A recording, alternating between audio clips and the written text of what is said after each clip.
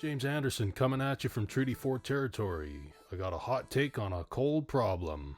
I recently watched a great documentary on Netflix called Breaking Boundaries, The Science of Our Planet. It featured the work of the Swedish scientist Johan Rockström, and it was narrated by David Attenborough. Now, let's face it, doomsday documentaries are a dime a dozen these days. They are all correct, they are all terrifying. They all induce anxiety, some of them have a sprinkling of optimism and hope, but for the most part it all looks pretty bleak. And many of them don't address what I would consider to be one of the fundamental problems, which is that many of us are captive in these carbon-intensive lifestyles, under threat of unemployment, being outcast, starving, being alienated, etc. Now, I wouldn't say that I have an intuitive grasp of why having these massive ice structures around our poles is essential to having an inhabitable planet. And there's a lot about this that isn't intuitive. But when you watch the documentary, it hits you just how urgent of a situation we have with the breaking up and melting of our glaciers. And the standard response, as far as I've seen and heard, is the reduction of carbon emissions. And for this, I am glad.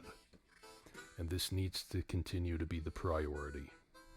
This is the right thing to do. It's the thorough way to do it. It's not a Bandaid, it's the healing. But sometimes a Bandaid actually helps with healing. I know people say, oh, that's a Bandaid solution when they mean it's a superficial solution, but sometimes a Bandaid actually helps. So what I'm getting at is this. Maybe in addition to greenhouse gas reductions, there could be another solution, another more direct, more simple solution, perhaps a solution that's so direct and simple that it's almost like it's hiding in plain sight. If we accept the word of the scientists, and if we accept that one of the conditions of having an inhabitable planet is having these colossal ice structures around the poles, then it becomes nothing more than an engineering problem. And as far as engineering problems go, yes, it's on a whole new scale, but it's not on a whole new level of difficulty or finesse or technicality. There would be no need for architects or to be artsy in any way. Safety is much less a concern than when you're working on a building for people to inhabit. It's not like there's all the engineering hurdles of building a high-speed railway, building a space shuttle. They're literally just giant ice structures. And I'm really tempted to say that there's no wrong way to do it. And hopefully I don't end up eating those words. But we do know that the faster these glaciers break up, the faster they're going to melt. And vice versa. The faster they melt and the warmer the planet becomes, the faster they're going to continue to break up. As they break up, their surface area increases, and so the warmth of the sunlight and the oceans has that much more of an effect on them. What I anticipate is seasonal objectives. I could see during a cold season, we could pump seawater up to the top of the glaciers and let it freeze, and then pump some more to the top and let that freeze, and work on artificially enlarging the glaciers during the cold seasons, whereas maybe during the warmer seasons, when more of the melting happens, the focus could be structural integrity and reinforcement. How about instead of sitting around waiting for Thwaites, the doomsday glacier, to completely break up and wreck everything for us, how about we start thinking about ways we could sling the glaciers together, reinforce them, giant rebar structures, fences, ties, a giant ratchet strap, a trillion zip ties. Okay, so you've probably put it together by now that I have zero engineering background, and that most of what I know about the environment comes from documentaries. And there might be some really technical solutions to reinforcing the glaciers. But what I'm saying is that there might also be some really non-technical solutions. And maybe some of the primitive and simplistic solutions could turn out to be the most effective, but also the easiest to overlook. Now, the other angle is fundamentally a psychological one. The path to protecting the glaciers through emissions reductions is fundamentally a path of inactivity. It involves limiting operations and ceasing operations, avoiding traveling, avoiding eating meat, refraining from burning too much electricity, and just generally not doing things. This is often very difficult for people. And even when we pull it off, it's difficult for us to feel like we're contributing because it's a lack of activity. But the path to protecting the glaciers from an engineering point of view is a path of activity, direct activity.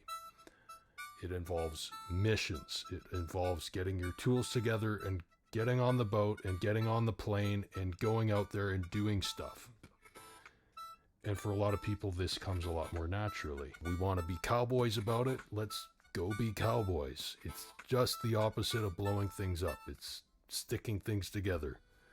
And like I said, there's no finesse to it. It's just building giant ice structures. There's no need to be fussy. We can learn as we go. The simplicity of the goal means that this has every potential to be a messy, crude, and improvisational industry while still being productive and still moving towards the goal. Different groups can stake out different projects, and we can let the most effective methods reveal themselves. So I'm recording this from Regina, Saskatchewan, and 2 hours to the east of me is Esterhazy, home of the world's largest complex of potash mines. Now, Esterhazy potash mines have used ground freezing techniques, and this might end up being relevant. Now, here's where getting more technical might be counterproductive, or it might be harmful, or it might be worth investigating. It's going to take smarter people than me to determine whether these are good ideas or whether it might be counterproductive. Another idea might be something as simple as mirroring sunlight back into space at strategic areas. This could also be very crude and simple and effective. Sometimes you have to cobble together a project or an industry in really short order, and you can't wait for it to be perfect, and you can't wait for all the people in their distant boardrooms and offices to have the perfect language for it. Sometimes you just have to load the tools in the boat and just go and just get started.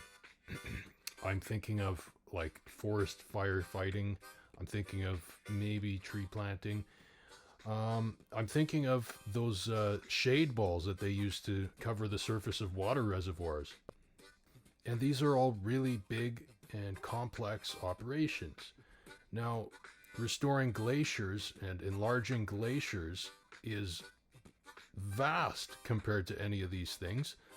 But again, it's not fussy. It's way simpler. It's just a matter of building giant ice structures. What could be simpler than that?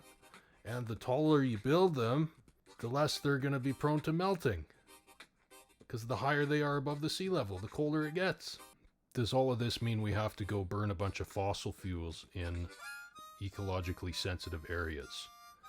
Well, do we not have the power of the atom in our hands?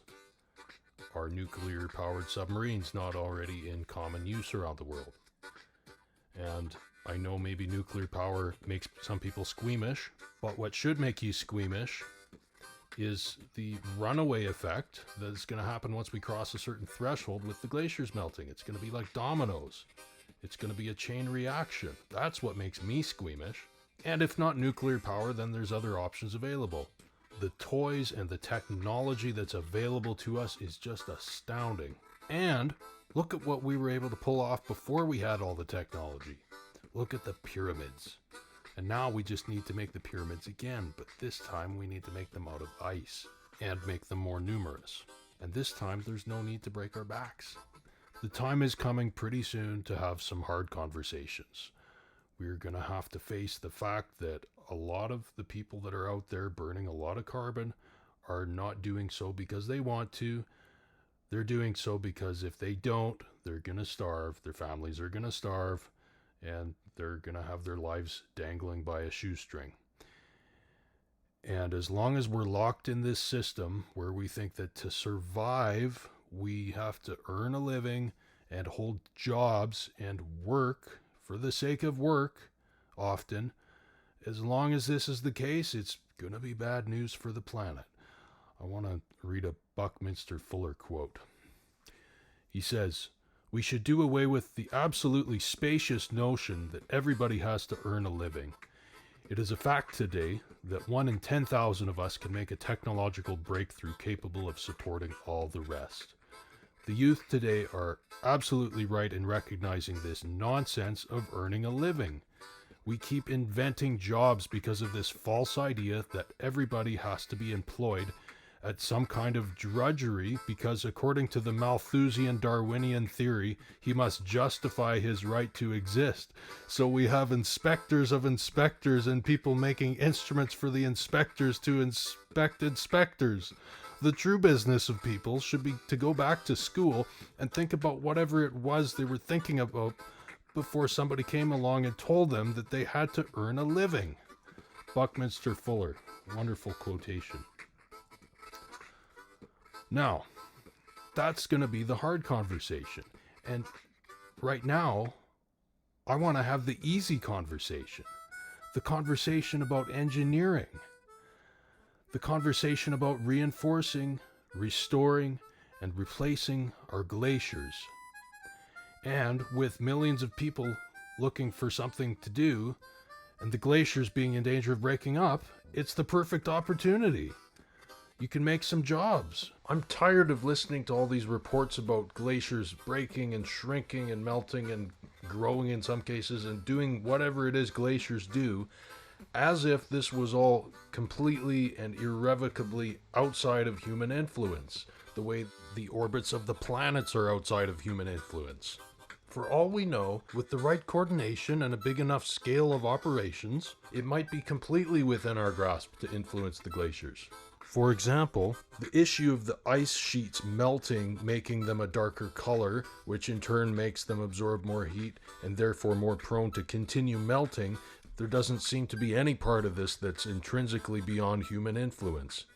Since we've established that global warming involves key areas of fragility, such as the glaciers, solar geoengineering doesn't necessarily have to be atmospheric and involve chemicals. It shouldn't be out of the question to consider physical objects to reflect the sun's light away from these key areas. And if I'm out to lunch about all of this, then somebody can explain to me why. That's what a hot take is. I want to put the question to us: how serious are we about stopping short of these global tipping points? Are we serious enough to take some risks? Are we serious enough to innovate? Are we serious enough to get our hands dirty? Are we serious enough to act even when there's some uncertainty about the legislation or the regulations, and maybe your first few months of work are by volunteer? Are we serious enough to be able to repurpose great fortunes and businesses into industries that work towards the preservation of a human-friendly planet? So Apple's a company that's big and rich enough that they can just hire 1,000 engineers, decide to get into the electric auto industry. Well, as important as it is to have sustainability in our transportation sector, I kind of grit my teeth at this a little bit, just because there's already companies out there that have electric cars for sale. If you're a company that's so big and successful that you can just decide what industry to get into, and you can just hire 1,000 engineers for whatever you want, I say, why not hire 1,000 engineers for something new, something nobody's ever seen before? Hire 1,000 engineers to keep the planet cool. And then whatever giant project you come up with to save the world, you can put your logo all over it, and people will love you and people will buy your products. Because in general, you know what makes a really bad consumer base? Millions of environmental refugees. And you know what's bad for business? Environmental Armageddon. There comes a time, and here I'm going to quote from the Magic School Bus.